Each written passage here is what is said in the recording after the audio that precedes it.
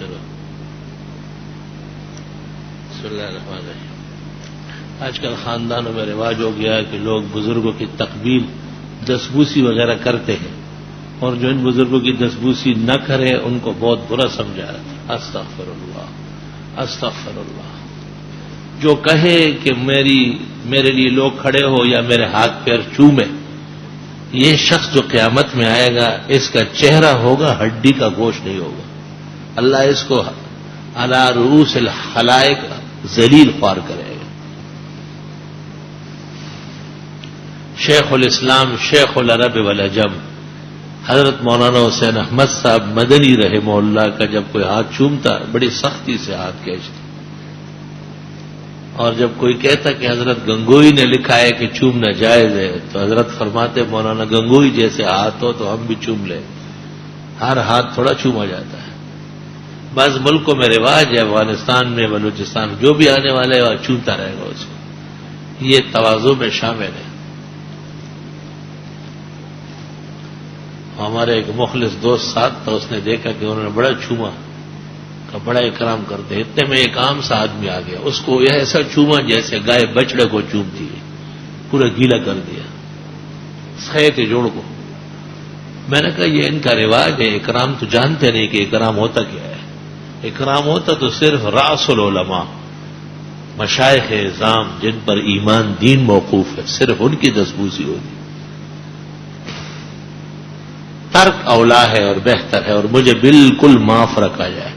بعض اوقات میرے پاس آ جاتے آنکھیں ایسی ایسی کر کے، میں اس سے کہتا ہوں کہ اب یہ ہاتھ میں دھوؤں گا کہاں، یہ صابن سے تو پاک ہوں گے. تم نے شرک سے لت پت کر دی.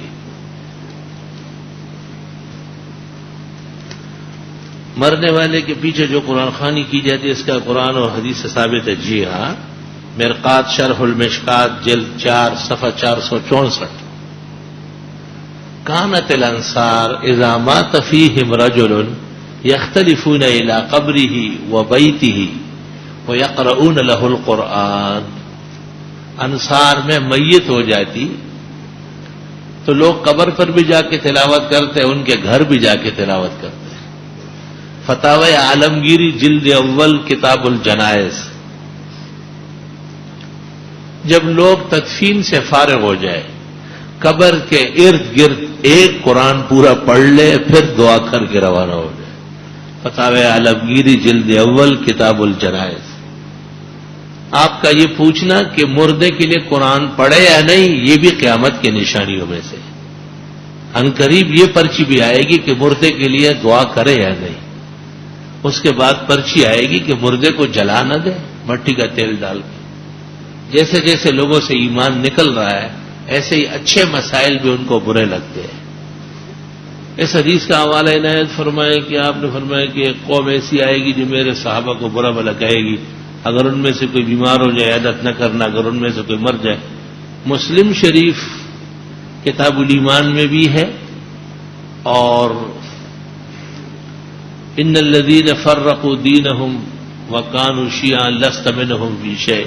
اس آیت کے ذیل میں سورت انعام کے اخیر میں تفسیر مظہری کے اندر بھی مولانا ثناء اللہ صاحب پانی پتی رحمہ اللہ نے نقل کی.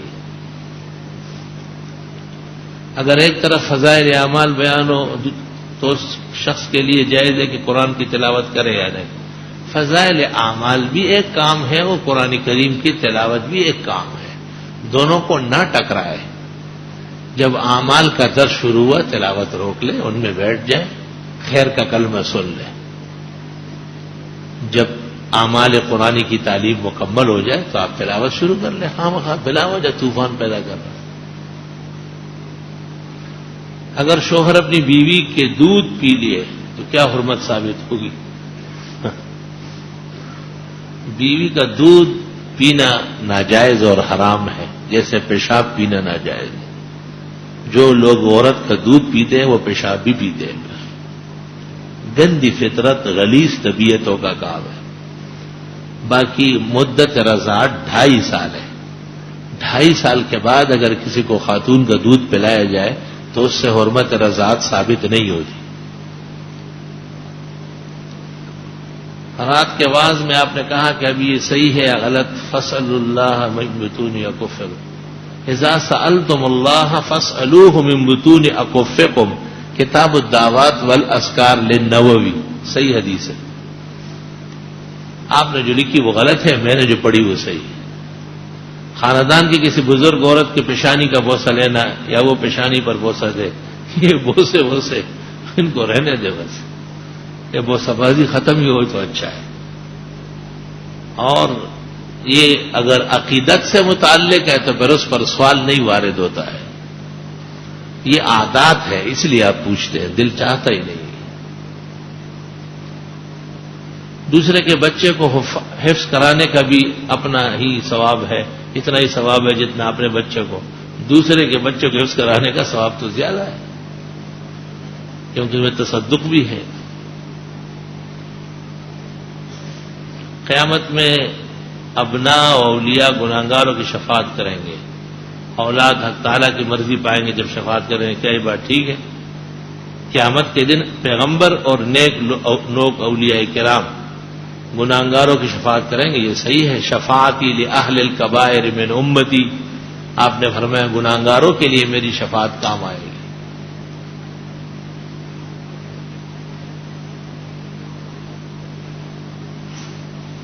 چوئنٹی کے بارے میں مشہور ہے کہ یہ جنات ہے، اس کو مارنے میں کوئی مرض یا جنات کا دورہ پڑتا ہے، قصدن نہ مارے، جب تنگ کرنے لگے ان کو دوسرا رخ دے دے۔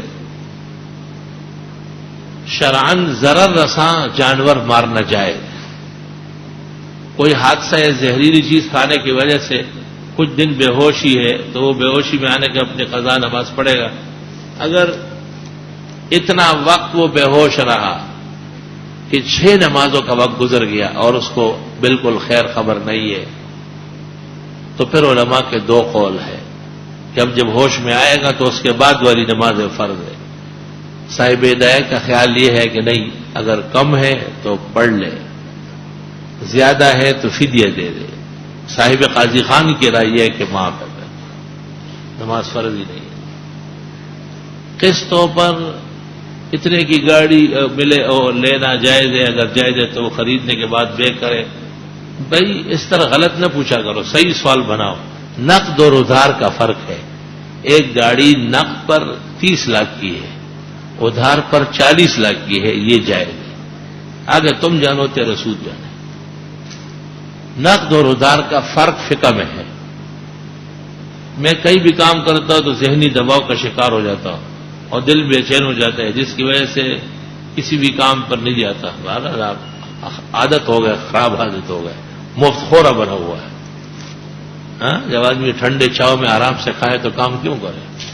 آپ کو گھر نہ چھوڑا جائے یا گھر سے باہر نکالا جائے، ایسے آپ سیدھے ہو جائیں گے ایک تیر کی طرح۔ تمام تفیلی اور مفت خورے اچھے کاموں میں پریشان ہوتے ہیں۔ یہ بات درست ہے کہ گناہگار کی میت وزنی ہے، یہ بات درست ہے، اور نیکوکار کی ہلکی ہوتی ہے، اس کو فرشتے کندھا دیتے ہیں۔ میت دفنانے کے بعد قبر ڈھکنے کے لیے جو سیمنٹ کی سلیب رکھی جاتی ہے، اس کے اندر لوہے کی سلاخیں ہوتی ہے جو آگ میں پکی ہوتی ہے، درست ہے۔ زید کے والد گھر میں زید کے بھائیوں کی جماعت کراتے ہیں، تو کیا زید کی ماں اور بہن جی آپ پیچھے کھڑی ہو جائے اور امام صاحب نیت کر لے؟ بہتر ہے کہ یہ جماعت محلے کی جماعت کے بعد ہو۔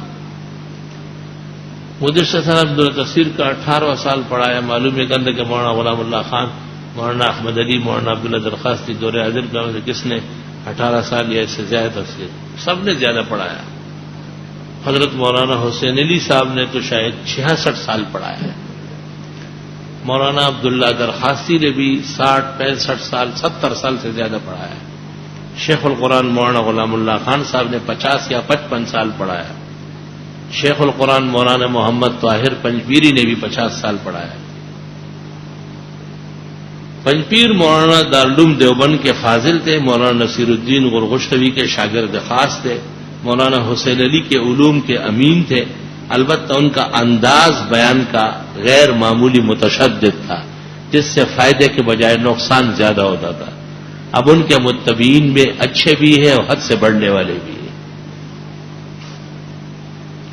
ہمارے علاقے میں کچھ لوگ ایسے جو کسی بزرگ یا ولی کی ٹوپی پر کوئی خاص کپڑا وغیرہ اپنے جسم میں شفاعت کے لیے پھراتے ہیں، یہ بات درست نہیں ہے، یہ شرک اور بدعت کی جڑ ہے۔ شریعت کے مسئلے میں نکاح کتنی بار پڑھنا چاہیے؟ کچھ ایک بار نکاح ایک ہی دفعہ ہو جاتا ہے، آپ نے قبول کیا، میں نے قبول، نکاح ہو گیا۔ مفتی صاحب نکاح پڑھاتے ہیں، آپ یہ باتیں کرتے ہیں، وہ تو کہتے ہیں آیات و حدیث بھی ضروری نہیں ہے، چاش کی 4 رکعتیں ملا کر پڑھنا یہ افضل ہے۔ مردے کو دفن کرنے کے بعد اجتماعی دعا ثابت ہے، حدیث میں بھی، فقہ میں بھی، فتاوا میں بھی۔ بدعتی کہتے ہیں کافر کو کافر کہنا جائز نہیں، کیوں؟ کہ ہو سکتا ہے کبھی مسلمان ہو جائے، تو مسلمان کو مسلمان بھی نہ کہے، ہو سکتا ہے کبھی کافر ہو جائے۔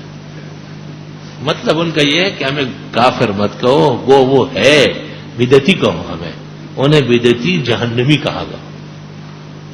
نماز کے دوران چینک آ جائے تو الحمدللہ پڑھ لے، نماز فاسد تو نہیں ہوگی لیکن یہ مناسب نہیں ہے، خلاف سنت ہے۔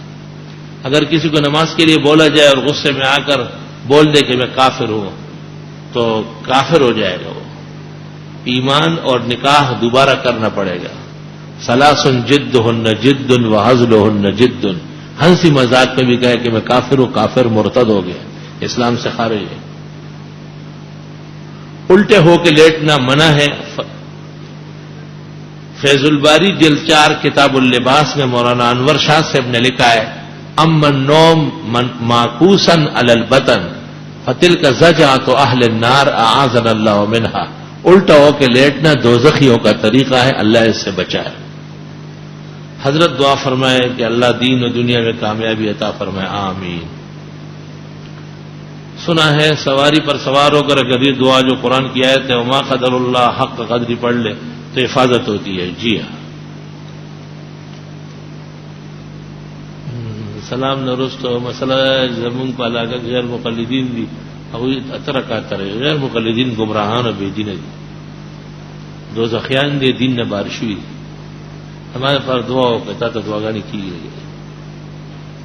سوال یہ کہ بعد لوگ فرض نماز کے سلام پھیرنے کے بعد پیشانی پر ہاتھ رکھ کر یا قوی یا نورو کا وظیفہ کر کے اللہم اغننی واقنی، یہ بھی پڑھا جاتا ہے، ثابت ہے عمل الیوم واللیل، ابن سنی۔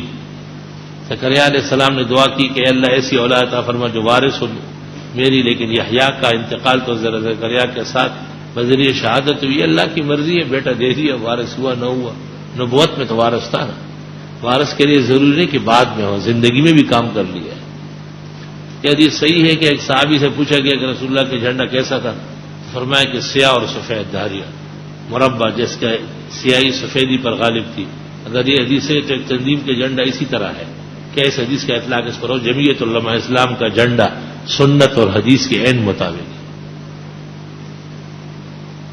آپ نے یہ فتویٰ دیا ہے کہ وطروں کے بعد نفل پڑھنا درست نہیں ہے، حالانکہ مولانا زکریا نے کتاب اکابر علماء دیوبند اتباع شریعت کی روشنی میں صفحہ 92 پر لکھا ہے کہ حضرت شیخ الہند کا معمول تک وطروں کے بعد بیٹھ کر، جو لوگ پڑھتے تھے وہ کہتے تھے بیٹھ کر پڑھو تاکہ کھڑے ہو کر پڑھنے کا گناہ نہ ہو جائے، برا وہ بھی سمجھتے تھے۔ چونکہ حدیث میں مطلق منع آیا ہے اس لیے راجح قول یہ ہے کہ وطروں کے بعد صبح صادق تک کوئی نفل نہیں، نہ تہجد، نہ قیام اللیل، نہ حاجات، نہ استخارہ، نہ اور کوئی نماز۔ جو لوگ رات کو نمازیں پڑھتے ہیں وہ وطر مؤخر کر لیں۔ مسئلہ وہی ہے جو میں نے بیان کیا، پتھر کی لکیر ہے، مشرق سے مغرب تک کوئی اس کو توڑ نہیں سکتے اللہ کے فضل سے، کیونکہ نبی نے کہا ہے اجعلوا آخر صلاتکم باللیل وطرا، رات کی آخری نماز وطر بناؤ، کھڑے ہو کے پڑھو یا بیٹھ کے پڑھو، تہجد پڑھو یا قیام اللیل پڑھو، استخارہ پڑھو یا حاجت پڑھو۔ میں پوچھتا ہوں حدیث کے خلاف کیا ہے نہیں؟ تو جو نفل حدیث کے خلاف پڑھے اس کا ثواب کہاں ملے؟ میں نے ایک شخص کو 2 لاکھ روپے دیے جس کا اپنا کاروبار ہے، وہ مجھے ماہانہ 2500 روپے دیتا ہے۔ معلوم یہ کرنا ہے کہ یہ سود تو نہیں ہے۔ اس کی مثال ایسی ہے جس سے کوئی کہے کہ فلاں آدمی مجھے روزانہ پیشاب پاخانہ کھلاتا ہے، پھر مجھ سے پوچھے کہ یہ کھلانا اچھا تو نہیں ہے نا، خوب شوق سے پیشاب پاخانہ کھاتے رہو۔ گوخور ایسے ہی ہوتا ہے، وہ سود کھاتے ہیں اور شرماتے نہیں۔ سود کا سینگ ہوتا ہے چھوٹا سا سر پہ اور ایک سینگ پیچھے کی طرف نکلا ہوتا ہے۔ سود اسی کو تو کہتے ہیں کہ آپ نے رقم دی ہے، رقم پر ہے اور فائدہ دے رہا ہے آپ کو، یہ رقم آپ مجموعے سے کٹوائے یا اس کے ساتھ لکھوا دے کہ نفع نقصان دونوں میں شریک ہو، پھر 2500 کی قید کیوں ہے؟ کبھی 10,000 ہوں گے، کبھی 500 ہوں گے۔ نرا سود گند کھا رہے آپ. روٹی کھانا شروع کریں, پاخانہ کھانا چھوڑ دیں. اگر کوئی شخص رمضان کے 6 روزے قصدن کھائے تو اس کا کفارہ کیسے ادا کرے؟ رمضان شریف کا 1 روزہ ہو یا 2 روزے ہو, جو کھائے جائے اس کا کفارہ 2 مہینے مسلسل روزے رکھنے ہوں گے.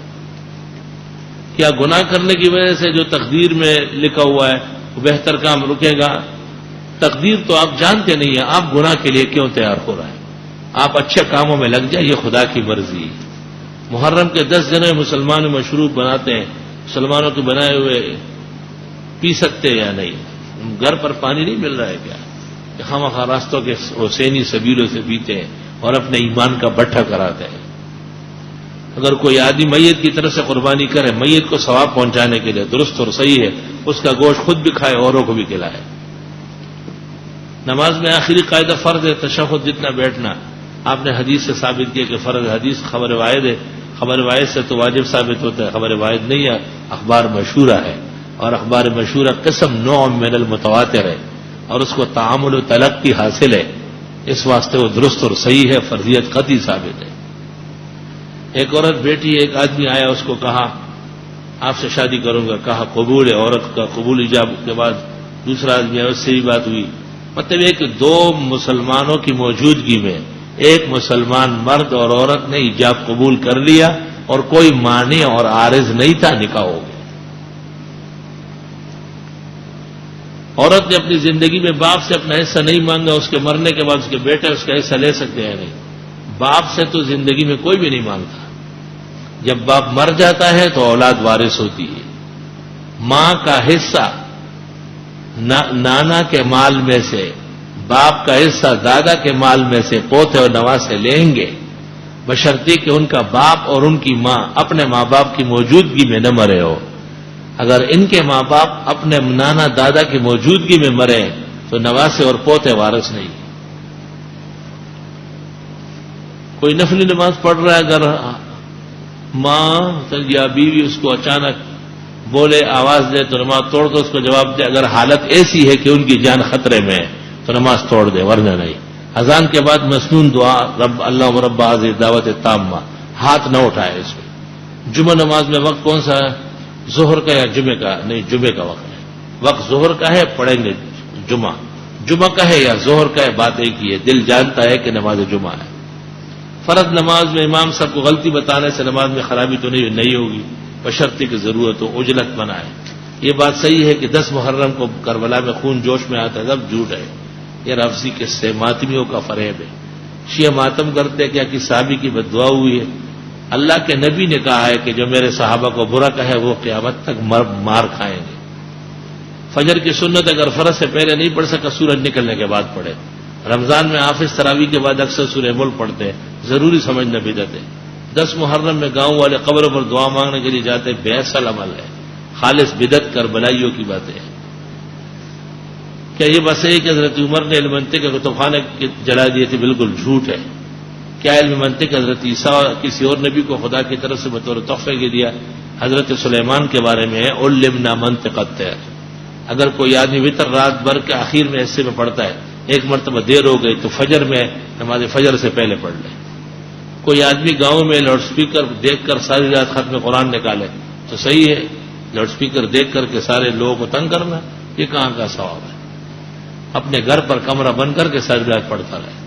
سجدے کی آیت فرض نماز میں پڑھے تو رکوع یا سجدے میں سجدہ ہو جائے گا.